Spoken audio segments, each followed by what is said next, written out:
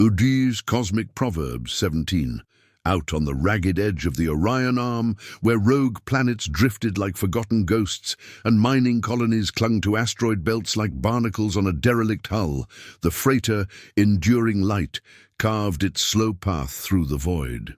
Captain Elias Thorne had built his small fleet from nothing, hauling rare isotopes from uncharted nebulae, trading with alien merchants in shadowed outposts, dodging pirate armadas that prowled the dark lanes.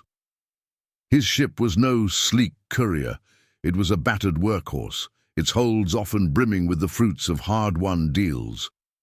Elias's crew was a patchwork family, grizzled engineers, young navigators fresh from core world academies, and a handful of refugees he'd picked up along the way.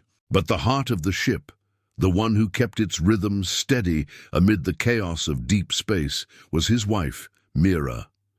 She was no pilot, no gunner. Her domain was the galley, the hydroponics bay, and the quiet corners where weary souls came for a listening ear.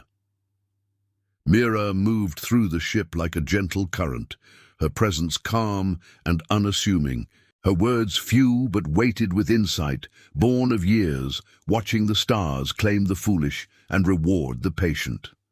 One cycle, the Enduring Light, docked at Kestrel Station, a bustling hub orbiting a gas giant swirled with storms. Word came of a lucrative contract. A consortium of traders needed escort for a convoy carrying refined thorium through pirate-infested sectors. The pay was enough to refit the entire fleet, buy new shields, maybe even stake a claim on a habitable moon. Elias's eyes gleamed as he gathered the crew in the mess hall.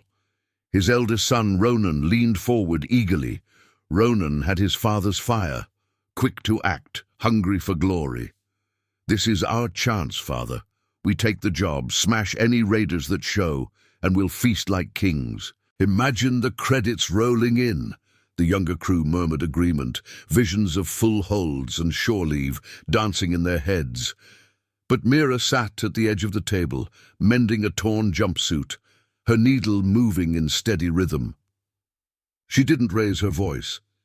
She simply asked, soft as stellar dust, "And what of the risks? Pirates don't strike blindly. They've been quiet lately, too quiet. Is the feast worth the strife it might bring aboard?" Elias waved her off with a laugh. "Mira, love, peace is fine with dry rations, but a house full of plenty. That's the life we're chasing." Ronan nodded vigorously, and the vote carried.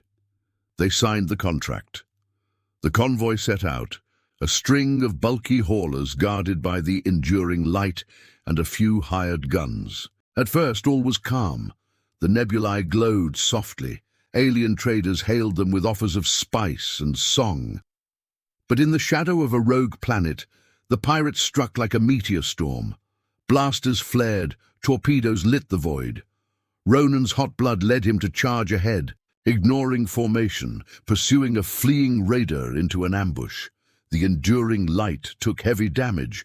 Shields buckled. A hull breach claimed 2 crewmates. In the chaos, Elias shouted orders, but strife erupted aboard. Accusations flew. A navigator blamed Ronan for the folly. Ronan retorted with fists. The convoy scattered, half the thorium lost to the void. Limping back to Kestrel Station, the ship was a shadow of itself. Credits dwindled on repairs. Alliances frayed. Some crew jumped ship, whispering of a captain who chased glory over sense. Ronan brooded in isolation, his shame a weight heavier than any cargo. Elias paced the bridge, regret gnawing like radiation sickness.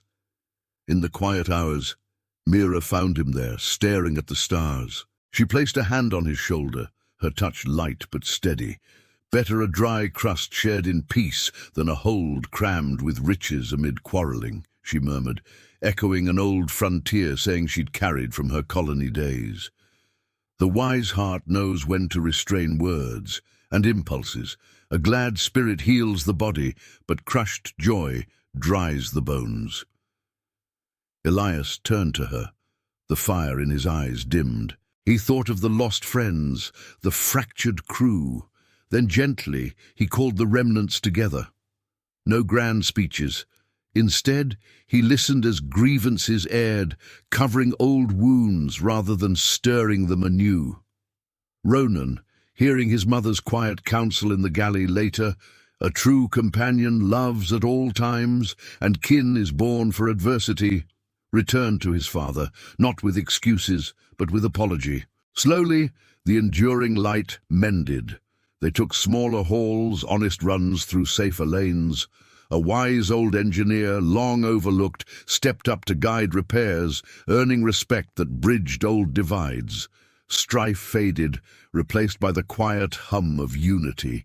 In time, steady work brought modest plenty, not the feast of fools, but sustenance with tranquility. And out on the galactic frontier, where dangers lurked in every shadow, the crew of the enduring light thrived.